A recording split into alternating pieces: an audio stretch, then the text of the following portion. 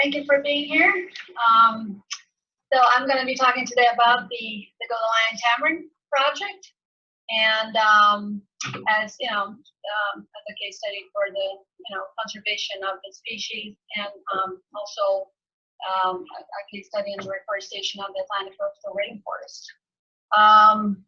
So just a curiosity, we have Brazilians here. Okay, 4. And out of these 4, how many have been to the Atlantic rainforest? So that I'll explain. And 5 now. I know she's been to the Atlantic. All right. So who are we?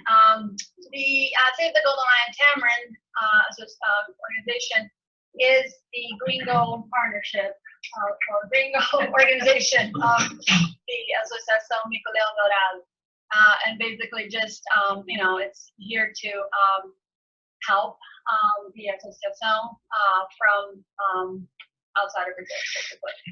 And the mission is the same: it's to ensure a future for Golden Lion Tamarins and their forest home. And funding has been provided, sustained funding has been provided by all these organizations, and including individuals, just like you and me, who love nature. And as you can see, there are no Brazilian organizations funding that. So we'd like to change that. But we have some other partners in Brazil that have helped. So just a little background: Brazilian Atlantic coastal rainforest. That's where the Golden Lion Tamarin lives, and it's endemic to this region, or really this area right here. As you might know, the Atlantic coastal rainforest is not the Amazon, and it's the area where there has been the highest human population density in Brazil. Rio is here, São Paulo city is here, and so there are a lot of people who live there. It's home to 140 million people.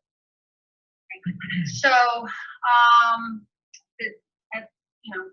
asked in the beginning, this is the forest that most Brazilians know of, have been to, or at least have heard of. I mean, we hear a lot about Amazon, but a lot of people haven't even gone there. And the Atlantic coastal rainforest is its biodiversity is as amazing as the Amazon. There's about 20,000 plant species, and just for comparison, in the North American continent, 17,000, and Europe, 12,000. Was originally 500,000 square miles, as you can see in the yellow area there, and now there's less than 40,000 square miles, or 100,000 square kilometers in the dark green on the map there. And out of that, only 2% of lowland forest is left, and that's what the tamarin likes. They don't like to be on top of the mountain, like on the swamp areas. And so this is the most fragmented biome in Brazil, by far. And it's still, out of this 2% left of lowland forests, there's plenty of fires, deforestation, vegetative activities like slash and burn, and weed protection by the local and federal government. So just to point out, there's 3 other subspecies of lion tamarins that live in the south. And one lives here, one lives here somewhere, one lives in South Bahia. One other. And they're at, if not more, if you want to work it down. But so conserving the Golden Lion Tamarins saves the forest that provides fresh water for 750,000 local people. So that's one of the reasons why, why do we want to conserve Atlantic rainforest, but there's plenty of other.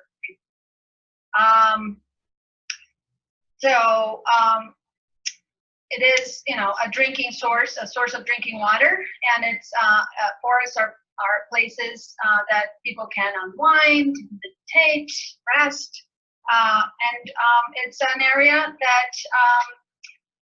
also provides one of the most important opportunities for restoration in the world.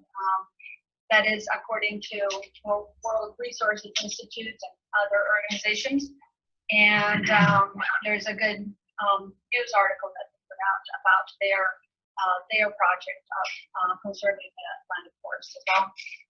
But the Atlantic forest can combat climate change, can protect the exceptional biodiversity that there is there, and boost rural Brazilian economy.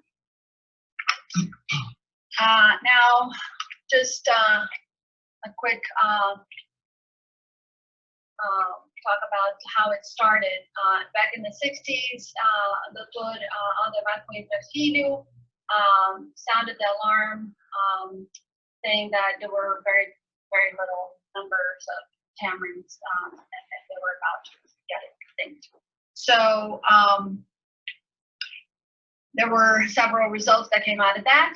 One was that the first biological reserve in Brazil was created, Costa das Antas, and then in 1972 there were national and international agreements that stopped the legal exportation of tamarins. And then Dr. Deborah Kleiman, who is there with Aldemar Coimbra Filho, who's deceased now, she improved the management of the captive breed production of tamarins, and so that increased, the monkeys in the zoos. So you could actually you had a good population of tamarins in the zoos all over the world, captive population large. So then in 1983. Jim and others in the land deeds also started the first ever field studies of tamarins in this area, and which continues to today to a certain extent. So it's been 36 years of that. And one goal of that was to prepare for potential reintroduction of the tamarins, of the zoo-born tamarins to the wild. And also to develop field methods of study of, in this region. And to Land Deeds was the mastermind of the environmental education program, which is established today. So this monitoring continues to today and provides the scientific basis to the conservation actions of the SSSL. And now the reintroductions of the tamarins, and here in these two pictures you can see this is them being fed some bananas that keeps going. It's a management part to help them get reintroduced in better conditions, and monitoring with the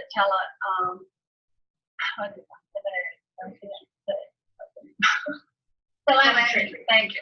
And so the reintroductions stopped just in the early 2000s. Okay. So the natural history, the tamarins are basically, small monkeys, and they eat small fruits and insects. The family's about 5 to 6, which composed of a female, a male that's made for life. They're twin babies, and a couple of youth, 1 or 2, that help. They all help in the caring of the infants. So, they are considered an umbrella species for the forest. And all right, so now these studies that or this monitoring that has been conducted for 30 so years have helped a lot in providing information on, for example, the size of the territory that the tamarin need, and which is about 50 hectares. And these are huge areas for the primate. So you can see them here defending their territories. This is like a group meetings, and they just defend each territory. And this is a behavior, arch walking. It's an aggressive behavior. And here's like they are just scenting, their territory. And here's a long call, which I was gonna show you, but later, depending on the time.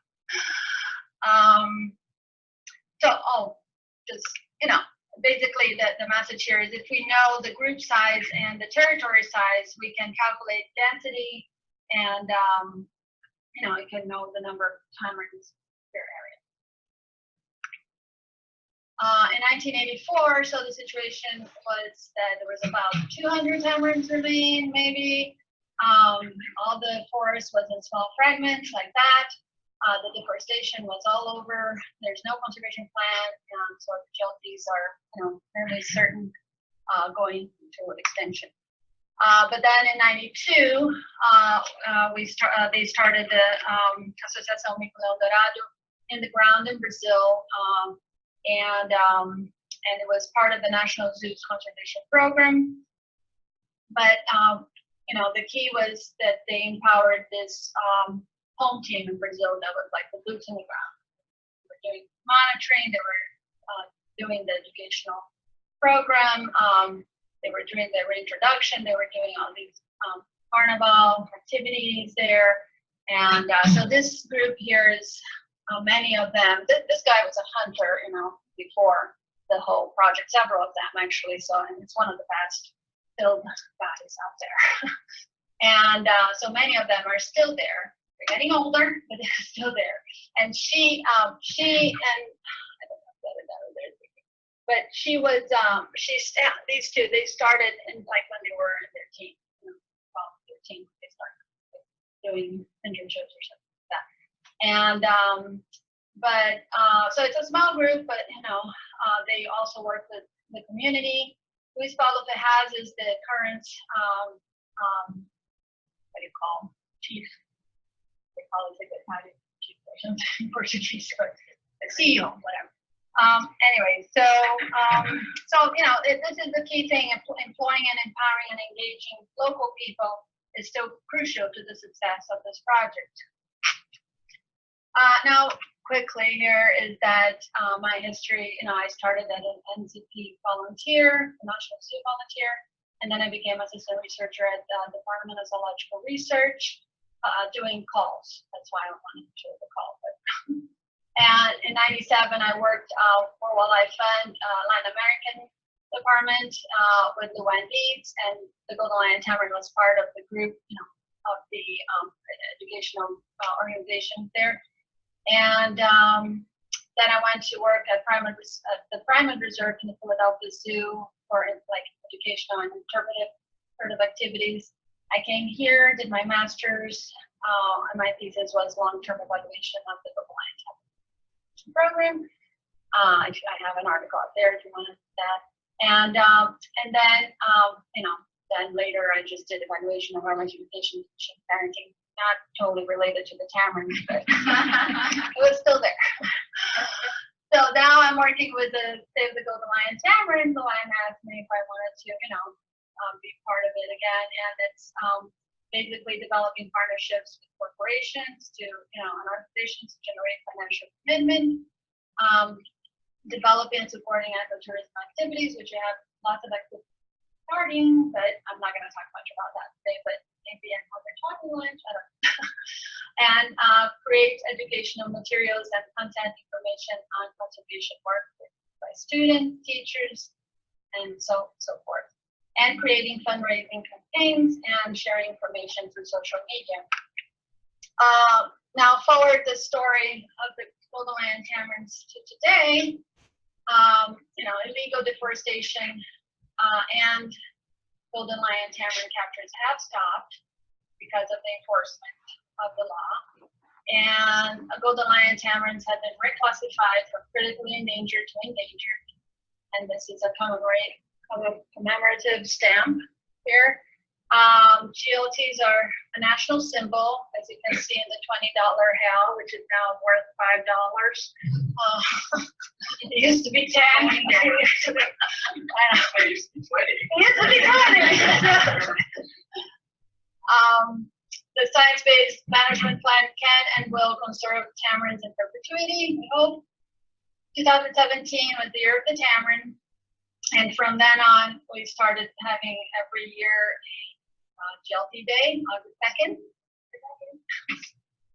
And 2018, last year, they inaugurated their new office, which was bought in partnership with other organizations. And on the other side of the BR 101, and the other side of the Poço das Andas River. And that's their first real office before it was shipped, it was borrowed with whatever groups there. And then now the BR 101 is being expanded into 4 lanes, and so now the road company, this was part of the agreement. They were going to construct an eco passage for the tamarins to cross BR 101, and there are plans for more. It took a long time to get it to start. Anyway, but so the conservation goal is defined in simple terms: 2,000 Golden Lion Tamarins, 25,000 hectares of protected and connected Atlantic forest habitat. But how do we do that with this kind of landscape here, with like lines of electricity and roads and fragmented forest and people all over the place? So that's one of the big challenges. How to conserve where people live and work. And so, as I said before, almost all tamarins are found in this area here, which is about 830 square miles, which is about two times the size of the Rocky Mountain National Park that is going there. There's lots of cattle pastures and 541 fragments in 1,092 privately owned properties, and less than 50 are formally protected. So how are we addressing these challenges? We have several strategies, which I'll go quickly through. This is the management of the mata population strategy. I'll go a little bit more into that after this. And here is the increasing protected areas, like the reserves of what we call NPPNs, or private reserves. Yeah, and also increasing the agricultural capacity of the people who live around there, and then supporting communities in the development of agroecology and agropecuary, and sort of alternatives. Forest restoration, environmental education activities, the corridors, and this is what regional planning, people in the region, and here communication and marketing. The torch of the Olympics went right through the area, and Andrea, who was one of the when it started, she was able to run with it. And that was in August 2nd. That's why August 2nd. And ecotourism, by encouraging owners, farmers to provide B&Bs and hikes and visitors to the areas, the private reserves there. And then integrate management of the in situ and ex situ populations of tamarins. So keeping the zoos with tamarins informed and involved in the project. And illness prevention, and this is strengthening institutional capacity. Disney has been helping the organization with that, but we need more help on that. So just to focus a little bit on this part, the metapopulation. What is a metapopulation? It's basically a collection of linked populations, and it's simply like several populations that have tamarins moving within them, right? So at some point, researchers realized that none of the remaining forest fragments were large enough to support a viable population of tamarins. So they would go extinct due to inbreeding and environmental threats. But we knew that had a large and healthy population of Golden Lion Tamarins in the zoos across the world, so that could help the wild population. So we began to manage the tamarin population, the wild and captive tamarin population, as a metapopulation. And so tamarins usually disperse through isolated wild populations, or they are moved from captivity to the wild by reintroductions, or they're moved from the wild to captivity, but that's the metapopulation strategy makes then several linked small populations behave like a big one. And that helps mitigate the threats to small populations like inbreeding. So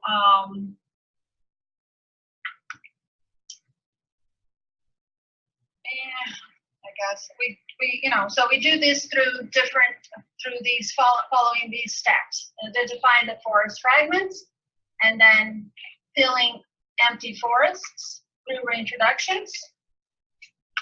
That's a picture of this. That's where it came from Riverbank Zoo, and they provide the bananas, and they keep that for a while. These are just colorings for identification purposes, for observations, and then there are some translocations as well, which basically we take some tamarins from forest areas that are very fragmented, to the maybe safer forests, larger forests. And by doing that, we actually created a whole new reserve in the area, the Luna Reserve, Punyao Reserve, and that was a bunch of translocated tamarins that they actually were produced, and from 40 some, now we have more than 300. So, and then we link the isolated populations. Now, translocations are sort of the short-term solution, but it's kind of expensive to go there, got the money, and now this is linking the isolated populations through corridors is the long-term solution.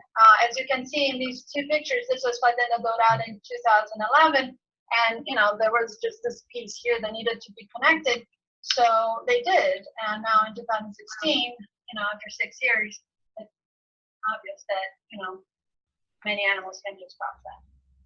So, all right. And so basically, the forest restoration results.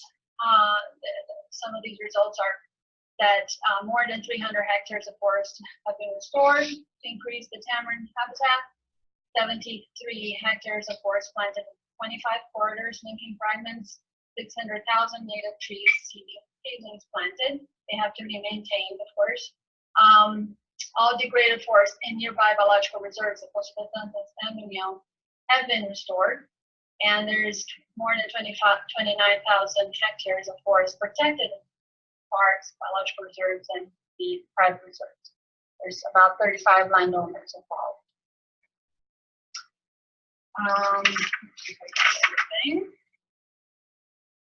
Well, so, just to make the points that the Atlantic forest restoration is already in progress by doing these kind of projects, and others like World Resources Institute who have started this Atlantic Forest Restoration Pact.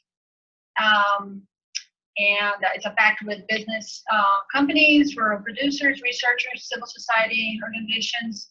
Their short-term goal is 20 million hectares by next year, or they aren't there, but and 30 million by 2030. But now, will Golden Lion Tamarins have a future? Well, I think yes, but that is if we can achieve our goal of 2,000 tamarins living in at least 25,000 hectares of connected and protected forest. And so where are we now? We have done studies and found these 4 blocks of connected forest in the area, and you can see the green there, the light red and purple and blue. This is just a reservoir here. This is the Poço das Antas Preserve, and this is União here, and this is the BR 101 going right through it. So we need the big connected block of forest there. Now, we have estimated that there are more than 2,000 tamarins in the wild. So we think that there's plenty in the wild to keep the species from extinction still, but only if they are in the single forest block connected, instead of in these separate fragments. And only if climate change doesn't change certain conditions too much that may favor illnesses such as fever. Which has started to happen in Rio. So the challenges for the future are we have 2 important forest disconnects. So this is this what we call Pachis, and then this is the BR 101 disconnect.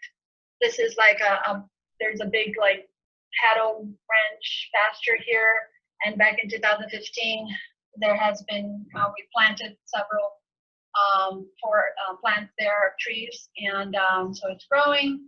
And here we have this plan of putting the Saco Passage, just like the one on 75.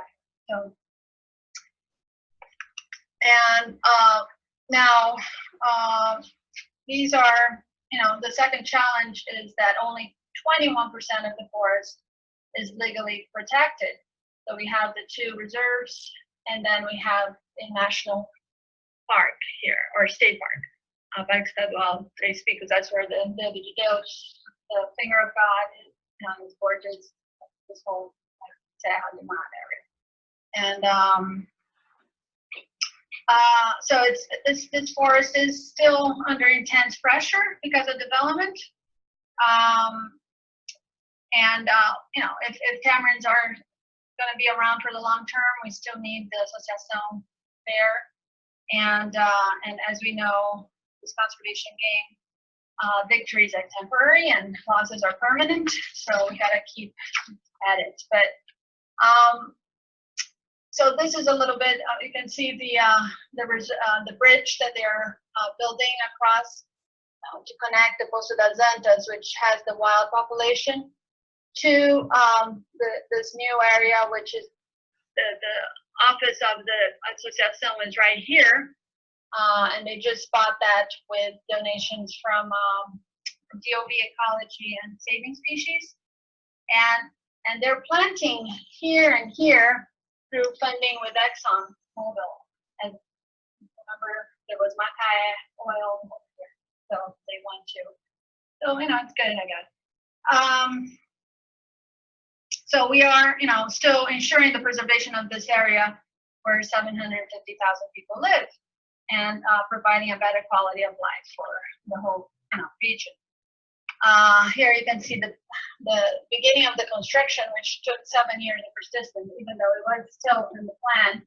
they just were like, well, now we don't want to do it. Why? Because this and this and that. And anyways, took a lot of patience, but the bridge is being built, and a lot of work from Ms. Powell. Another challenge for the future is the yellow fever. Now, the yellow fever back in 2016, as we know, climate change is messing things up everywhere, as we're all noticing and reporting.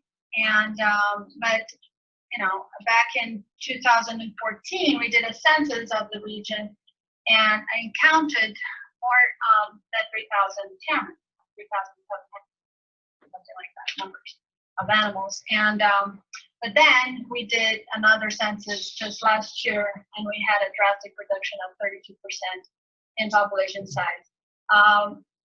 And the whole region in 2016, the people had getting yellow fever. The howler monkeys, I don't even know, their population has been really even more drastically reduced. But just in the close to the Ventus Reserve, which was something like 400 animals, it went to like less than 100. So they did the deeds and all. Just came out an article in Nature. I forgot in Nature. In September, just this year, there was a yellow fever in Brazil threatened successful recovery in major Golden Lion Tamarin. So their hypothesis was, and they proved that, you can read an article, or I think they proved it, that significant losses in larger fragments with less forest edge and better forest connectivity because of the mosquitoes, the species of the mosquitoes that like that areas for several reasons that you can read in the article. So these are the management right now. Vaccinate the tamarin population. Osvaldo Cruz came up with a new vaccine, or a vaccine for the tamarin. This is the Holland here.